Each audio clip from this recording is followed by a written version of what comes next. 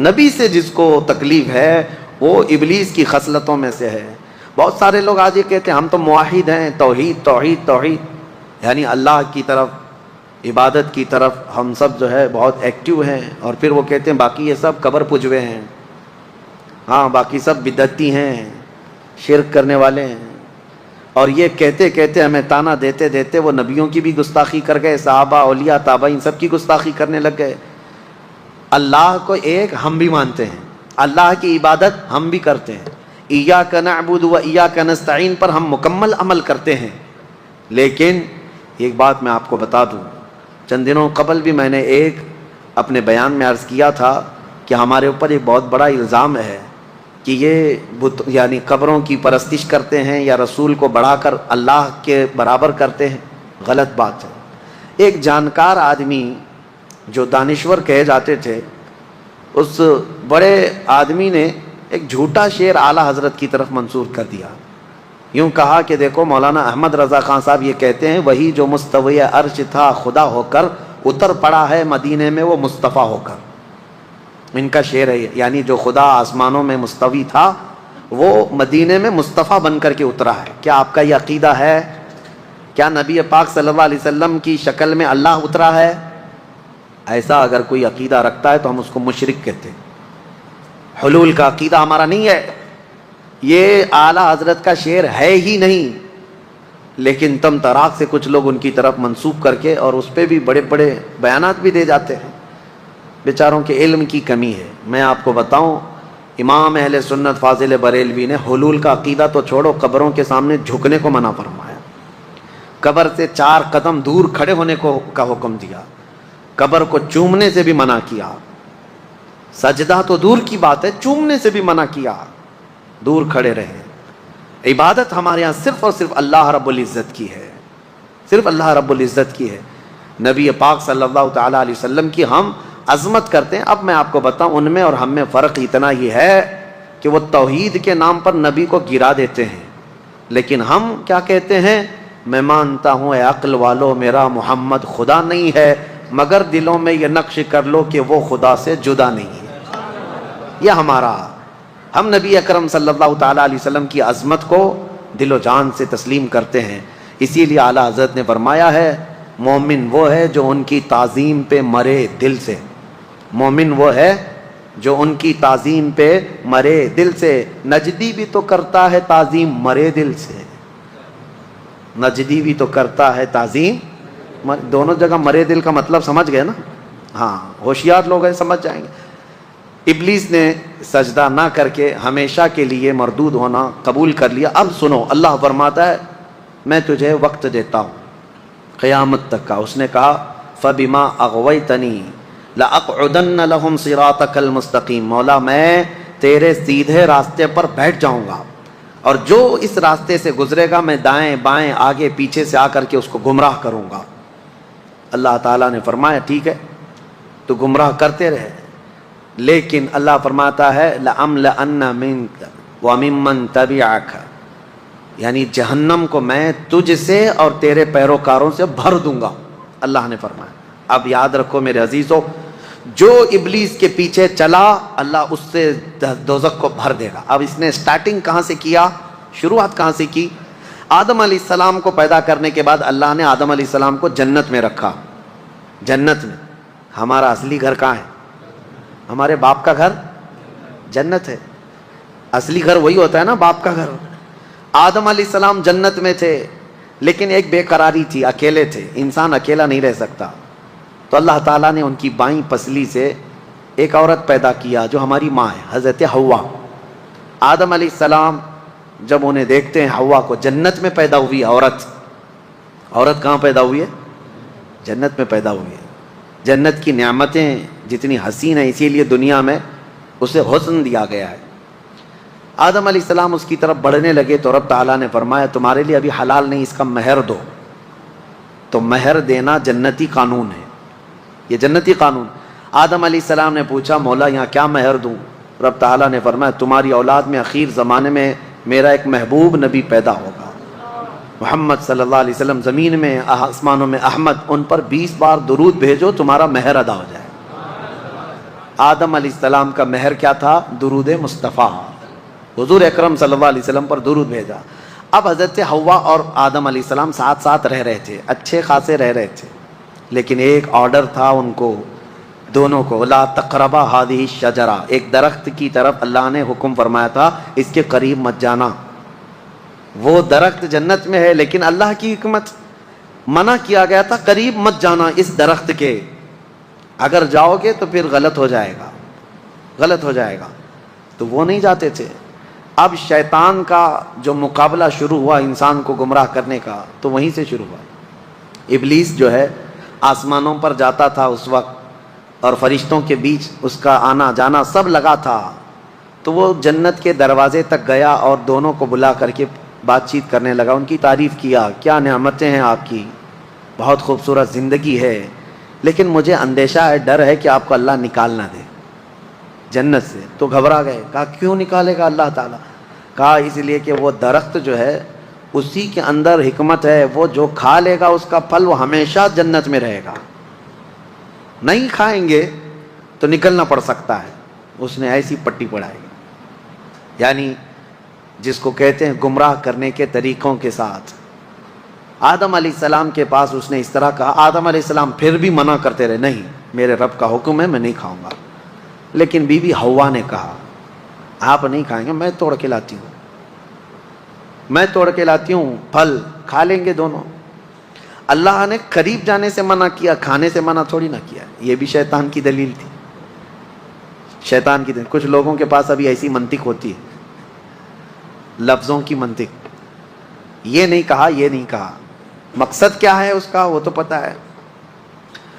تو حضرت حوا نے کہا میں توڑ کر کے لاتی ہوں، وہ توڑ کر کے لے بھی آئی۔ وہ کس چیز کا پھل تھا واللہ عالم، درخت سے پھل لے کر کے آئی، آدم علیہ السلام نے آدھا کھا لیا، وہ بھی آدھا کھا لی، جیسے ہی کھائے ان کے کپڑے اتر گئے، جنت میں ہی سے لباس اتر گیا پورا۔ وہ گھبرائے بہت زیادہ، شیطان اپنا کام کر چکا تھا، وہ چلا گیا۔ تو وہاں تو درخت تھے جنت کے، ان درختوں سے انہوں نے پتے لیے اور اپنے جسم کو چھپایا، درختوں کے پتوں سے اپنے جسم کو چھپایا۔ اتنی ہی دیر گزری تھی، قہار و جبار خدا کا اعلان ہو گیا، اہبطوا منہا جمیعا، اس جنت سے تم سب کے سب نکل جاؤ، زمین میں جاؤ۔ اللہ کا حکم تھا، آدم علیہ السلام اور حضرت حوا ہی تھے، لیکن حکم جمع کے لیے سب کے سب نکل جاؤ۔ تفسیر میں فرمایا تھے تو دو ہی، لیکن اللہ فرمایا تم سب کے سب نکل جاؤ۔ حکم کا مطلب مفسرین فرماتے ہیں آدم علیہ السلام کی پیٹھ میں جتنی اولاد تھی سب سے کہا گیا سب نکل کے جاؤ، سب کو حکم تھا کہ سب نیچے آؤ۔ آئے، لیکن اللہ تعالیٰ نے سب کو الگ الگ جگہ اتارا۔ جنت سے جو چیزیں اتاری گئی تھی، دو درخت جنہوں نے پتے دیے تھے، اور بعض روایات یہ بتاتی ہیں کہ ایک سانپ تھا، ایک مور تھا، ان کو بھی اتار دیا گیا مدد کرنے کی وجہ سے۔ یہ بڑے خوبصورت جانور تھے، ان کو بھی سزا کے طور پر اتار دیا گیا، سب کو الگ الگ۔ حضرت بی بی حوا کو جدہ میں، جو سعودی عرب کا ایک شہر ہے، جدہ کا مطلب جانتے ہیں آپ؟ عربی میں دادی کو کہتے ہیں، ورڈ کا جو میننگ ہے جدہ کا مطلب دادی، شہر کا نام ہی دادی ہے کیونکہ پوری دنیا کی دادی وہاں اتری تھی۔ اور حضرت آدم علیہ السلام کو ہندوستان میں اتارا گیا، سب کو الگ الگ الگ، ایک درخت کو ادھر ایک درخت کو ادھر، اور آپس میں سب کے دشمنیاں بھی ڈال دی گئیں۔ ابلیس کو بھی بھیج دیا گیا، اب اس کے بعد اس کو وہاں جانے پر پابندی لگا دی گئی، اب تو جنت کے قریب بھی نہیں آئے گا، فرشتوں کے بیچ میں بھی نہیں آئے گا۔ اب جب بھی وہ جانے کی کوشش کرتا ہے، فرشتے اس سے مار کے بھیجتے ہیں۔ جو تارا ٹوٹنے کی جو چیزیں نظر آتی ہیں، اس کو کہا گیا ہے یہ جو ستارہ ٹوٹنا شہاب ثاقب ہے، یہ فرشتوں کی مار ہے، جو شیطان اوپر جانے لگتا ہے تو اسے مار کے بھیجتے ہیں۔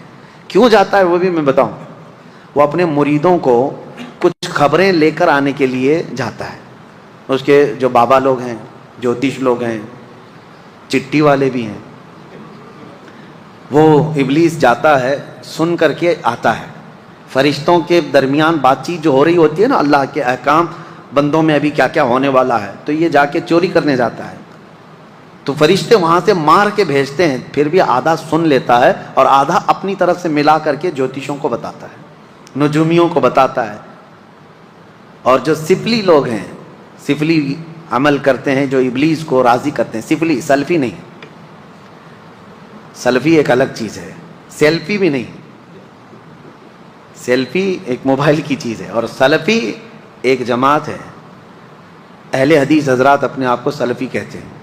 میں سفلی بول رہا ہوں، ہاں سب میں تھوڑا تھوڑا سا فرق ہے.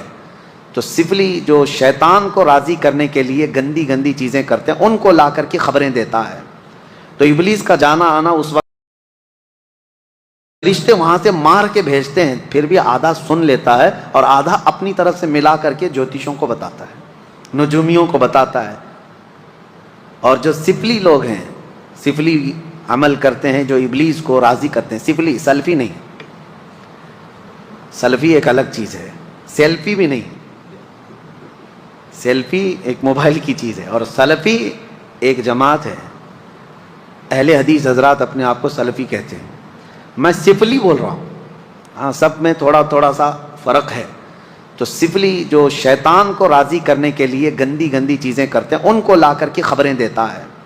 تو ابلیس کا جانا آنا اس وقت سے بند کر دیا گیا تھا. اب آدم علیہ السلام اور حضرت حوا کی ملاقات نہیں ہوئی کتنے سال تک؟ 350 سال تک. آدم علیہ السلام روتے رہے روتے رہے. سب سے زیادہ دنیا میں رونے والوں میں آدم علیہ السلام کا نام آتا ہے. سب سے زیادہ رونے والوں میں انبیاء میں حضرت آدم علیہ السلام، حضرت داؤد علیہ السلام. لیکن وہ اللہ کی یاد میں اور اپنی توبہ کے لیے روتے رہے. لیکن سارے نبیوں میں میرے مصطفیٰ کا رونا اور تھا. وہ کس لیے؟ وہ صرف اپنی غریب امت کے لیے. اللہ کیا جہنم اب بھی نہ سرد ہوگا، رو رو کے مصطفیٰ نے دریا بہا دیے. میرے آقا نے بھی رویا لیکن اپنی امت کے لیے. اب 350 سال کے بعد، اب میں اپنی بات سمیٹ رہا ہوں، 350 سال کے بعد آدم علیہ السلام کو ایک بات یاد آئی کہ جب ان کی روح ڈالی گئی تھی جسم میں تو آنکھیں جیسے کھلی، آسمان کے ہر دروازے پر، جنت کی ہر دیوار پر انہوں نے ایک نام دیکھا تھا، لا الہ الا اللہ. حضور صلی اللہ علیہ وسلم کا نام وہاں پر احمد ہے. حضور کا نام اللہ کے نام کے ساتھ ہر جگہ انہوں نے دیکھا تھا. آدم علیہ السلام نے 350 سال کے بعد یوں عرض کیا، اے مولا، جو نام تجھے سب سے زیادہ پسند ہے، جس نام کو تو نے اپنے نام کے ساتھ رکھا ہے، اس کے وسیلے سے عرض کرتا ہوں میری توبہ قبول فرما. قرآن میں بھی رب تعالیٰ فرماتا ہے فوراً اللہ نے جبرائیل امین کو بھیجا، ہے صفی اللہ کو حاجت رسول اللہ کی. وہ جہنم میں گیا جو ان سے مستغنی ہوا، میرے آقا سے جو دور ہوا، اعلیٰ حضرت فرماتے ہیں دوزخ میں جائے گا. ہے خلیل اللہ کو حاجت رسول اللہ کی. حضور اکرم صلی اللہ علیہ وسلم کے وسیلے سے توبہ قبول ہوئی. جبرائیل امین علیہ السلام آئے، بشارت دی کہ اللہ تعالیٰ نے آپ کی توبہ قبول فرمائی. اب آپ کو حکم دیا جاتا ہے. آدم علیہ السلام جب آئے تھے تو جبرائیل علیہ السلام خود ہی ان کو یہاں کی کھیتی باڑی اور کام کاج سکھا کر گئے تھے. جنت کے 3 دانے لا کر کے دیے تھے، یعنی ایک گیہوں کا دانہ اور ایک کوئی دانہ، یہ 3 دانے وہ اتنے بڑے بڑے تھے دانے، جنت سے لائے گئے تھے. اور وہ بو کر کے اس کی کھیتی اور اس کی فصل اگا کر کھانے پینے کے طریقے ساری چیزیں آدم علیہ السلام کو وہ دے کر کے گئے تھے. اور یہ روایت میں ملتا ہے جنت کا آیا ہوا دانہ بہت بڑا تھا اور پہلے کے دور میں اناج بڑے ہوتے ہوتے چھوٹے چھوٹے، اس میں ایولیوشن ہوا ہے. اب جو گیہوں کا دانہ وہ پکڑنے میں بھی نہیں ملتا. فرمایا گیا کہ جیسے جیسے انسانوں کے گناہ بڑھتے ہیں اناج گھٹتا جاتا ہے، یعنی ان چیزوں کی مقدار میں کمی آنے لگ جاتی ہے. یہ آخری دور میں گیہوں تو گیہوں، انسانوں کے قد بھی چھوٹے ہو جائیں گے.